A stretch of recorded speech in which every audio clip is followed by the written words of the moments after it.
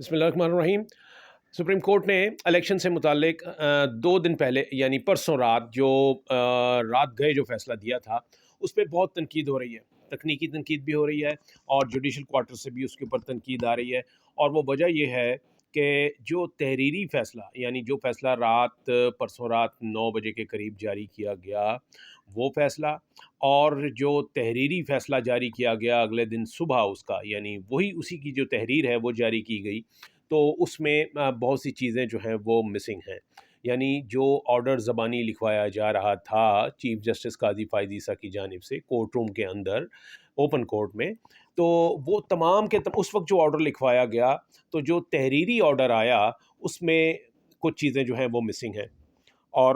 وہ کیا ہیں، ایک تو یہ کہ اس میں جب وہ زبانی آرڈر ڈکٹیٹ کروا رہے تھے اپنے کورٹ ایسوسیٹ کو کمرہ عدالت کے اندر اوپن کورٹ میں سب کے سامنے، تو اس وقت بہت ساری چیزیں جو تھیں، بہت سی باتیں انہوں نے کی تھیں جو اس وقت ڈکٹیٹ کروائی تھیں۔ اس میں جو لاہور ہائی کورٹ کے سنگل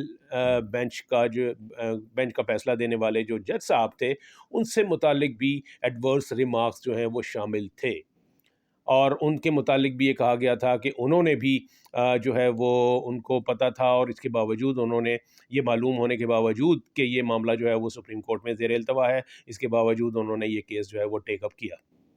اور اس کے باوجود کہ یہ سپریم کورٹ اس حوالے سے حکم دے چکی ہے کہ یہ الیکشن پروسیس جو ہے اپنے وقت پر مکمل ہونا ہے، اس کے باوجود انہوں نے انٹروین کیا، اور اس پہ انہوں نے کہا کہ جی ان کے خلاف مس کنڈکٹ کی کارروائی بھی بنتی ہے۔ لیکن جب تحریری فیصلہ آیا ہے تو اس میں جج صاحب کے خلاف یعنی لاہور ہائی کورٹ کے جو جج صاحب ہیں جنہوں نے کہ فیصلہ دیا سنگل بینچ پہ بیٹھ کے، وہ ان کے خلاف جو ایڈورس ریمارکس تھے وہ اس میں تحریری حکم نامے میں شامل نہیں ہیں۔ ایک چیز، دوسری بات یہ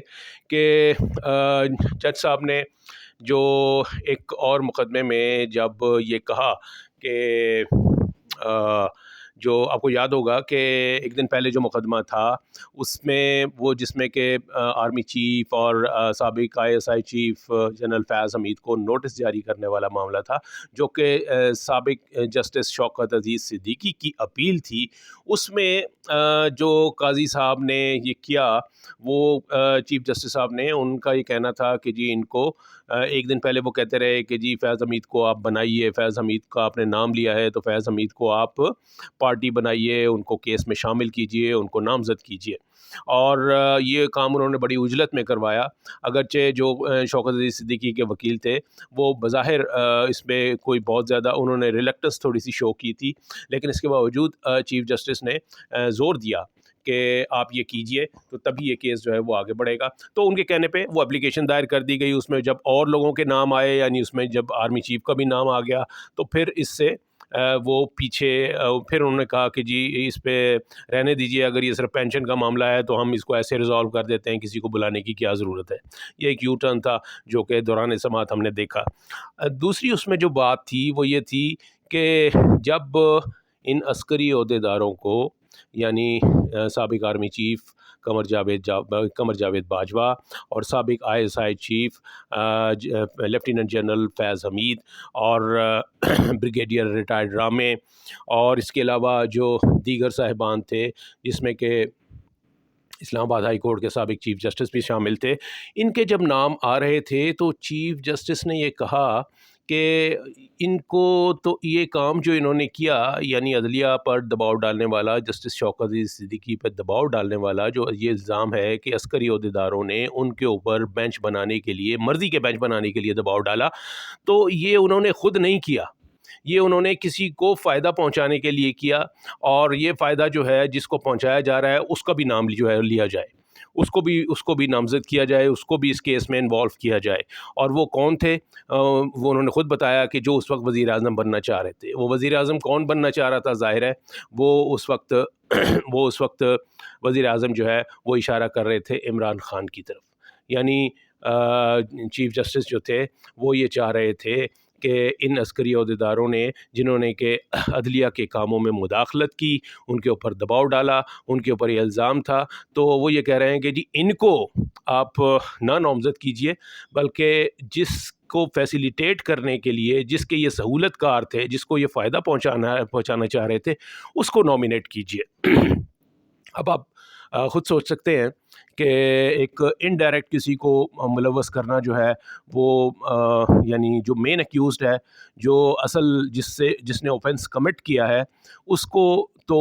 जो है वो कह दिया जाता है कि जी इसको छोड़ दिया जाए। लेकिन वो ये कह रहे थे कि जो अबैटमेंट वाला मामला है, यानी जिसने इस सहूलतकारी का फ़ायदा उठाया, उसको भी वो किया जाए, उसको भी नामज़द किया जाए। और यानी मुख्तसर ये है कि वो ये चाह रहे थे कि जी इमरान खान को भी इस केस में नामज़द कर दिया जाए, ताकि ये अस्करी अहदेदारान जो हैं इनको यानी ये कहा जाए कि अगर ये इल्ज़ाम साबित हो जाता है कि इन्होंने जस्टिस शौकत अख्तर अज़ीज़ सिद्दीकी से और इस्लामाबाद हाई कोर्ट के उस वक्त के चीफ जस्टिस से मर्ज़ी का बेंच बनवाने के लिए कोशिशें की, मुलाकातें की, राब्ते किए और इनको ताकि ये फ़ायदा पहुंचाया जाए किसी एक शख्सियत को, तो ऐसी सूरत में ऐसी सूरत में जो जिसको फ़ायदा पहुंचना था वो ये कह रहे हैं कि जी उसका भी नाम डाला जाए, और वो उस वक्त इमरान खान की तरफ इशारा कर रहे थे। अगरचे ये नाम नहीं लिया गया, लेकिन उनका बिलवास्ता तौर पर उनका इशारा जो था वो इमरान खान की तरफ था, क्योंकि इमरान खान ही उन्हीं के बेनिफिशरी जो है वो शुमार किए जाते हैं जनरल फैज़ हमीद के। तो उनकी पूरी कोशिश थी साबिक मौजूद चीफ जस्टिस की कि वो किसी तरीके से इमरान खान को भी इस केस में नामज़द करवा ले, लेकिन बात वहाँ तक नहीं पहुँची, और फिर सिर्फ 4 अफराद को नोटिस देने पर ही इक्तफ़ा किया गया। इसमें जो एक चीज़ जो मैं पिन पॉइंट करना चाह रहा हूँ वो ये है कि उस वक्त तो चीफ़ जस्टिस जो हमारे मौजूद चीफ़ जस्टिस हैं, वो उस वक्त तो उस केस की समाअत में तो ये कह रहे हैं कि जी वो पहले जो ऑफेंस कमिट हुआ था उसमें जिसको फ़ायदा पहुंचाया जा रहा था उसको पेश किया जाए। आज आज जो हमारी इस्टेब्लिशमेंट है, अगर वो आज किसी की सहूलतकार बनी हुई है और वो आज अगर किसी को फ़ायदा पहुंचा रही है, और इनडायरेक्टली ये कहा जा रहा है कि आज उनका कोई लाडला है, या आज वो किसी को आइंदा का वज़ीर आज़म जो है वो देखना चाह रहे हैं और उसके सहूलतकार बने हुए हैं, तो क्या ये चीज़ जो है ये मौजूद चीफ़ जस्टिस के नोटिस में नहीं है? बहुत से ऐसे केसेस हैं जिसमें कि जो शिकायत आई हैं उनके ख़िलाफ़ जो मुख्तलिफ़ किस्म की मुख्तलिफ़ नौइयत की शिकायत हैं, और जो ख़ास तौर पर पाकिस्तान तहरीक इंसाफ़ के रहनुमाओं के साथ इस वक्त जो ट्रीटमेंट हो रही है, चाहे वो जुडिशल ट्रीटमेंट है, चाहे वो क्रिमिनल है, चाहे वो एडमिनिस्ट्रेटिव है, ये इस ट्रीटमेंट के ख़िलाफ़ आपने देखा कि इस ट्रीटमेंट की ही वजह से जो है ना वो लाहौर हाई कोर्ट के सिंगल बेंच में ये रजू किया गया था कि ये जो डिप्टी कमिश्नर हजरात हैं इनको इनको इलेक्शन के प्रोसेस में शामिल ना किया जाए, बल्कि जुडिशरी से लिया जाए, क्योंकि ये वो लोग हैं जो इस वक्त मौजूद इस्टेब्लिशमेंट के आलाकार बने हुए हैं और पीटीआई के ख़िलाफ़ कार्रवाइयाँ कर रहे हैं। ये इल्ज़ाम था उनका। तो अब ये देखिए कि चीफ़ जस्टिस को बिल्कुल नज़र आ रहा है, उनकी नॉलेज में है, उनके पास शिकायत आई हुई हैं, उनके पास दरख्वास्तें पेंडिंग हैं, और ऐसी दरख्वास्तें हैं जिसमें बज़ाहिर यही शिकायत है, प्राइमा फेसा यही नज़र आता है कि उन्होंने जो यानी कि जो पीटीआई के ख़िलाफ़ जो मामलात इस वक्त चल रहे हैं उसमें मौजूद इस्टेब्लिशमेंट है, और इस कार्रवाइयों के पीछे, इस सहूलतकारी के पीछे जो बेनिफिशरी हैं वो आप समझ सकते हैं कि जी वो बिल्कुल नवाज़ शरीफ का नाम लिया जा रहा है, बल्कि उनको कह भी दिया गया है कि जी वो आइंदा के प्राइम मिनिस्टर हैं। उनसे मुतालिक ये भी कहा जा रहा है, नून लीग के अपने लोग कह रहे हैं कि हमारी बात हो गई है, और अगले वज़ीर-ए-आज़म जो हैं वो नवाज़ शरीफ होंगे इंतखाबात के बाद। तो इंतखाबात से पहले ही वज़ीर आज़म का जो है वो ऐलान कर दिया, यानी इलेक्शन के नताइज का ऐलान हो गया। तो ये वाली जो सूरत हाल है, अगर उस वक्त चीफ़ जस्टिस ये कह रहे हैं कि जी वो आज से 5 साल पहले जो इस्टेब्लिशमेंट थी वो जिसकी सहूलतकार थी, उस बेनिफिशरी को पेश किया जाए। तो आज जो चीज़ें हो रही हैं, आज जो सहूलतकारी हो रही है और उसके जो बेनिफिशरी हैं, क्या ये जस्टिस काज़ी फ़ाइज़ ईसा साहब के नोटिस में नहीं है? ये एक ऐसा सवालिया निशान है जो कि ये वो सवाल है बल्कि जो आइंदा हर इसी नौइयत के मुक़दमे में बार बार ये सवाल जो है वो जस्टिस काज़ी फ़ाइज़ ईसा के सामने आएगा, और उनको मुतअद्दिद केसेस में इसी सवाल का सामना करना पड़ेगा।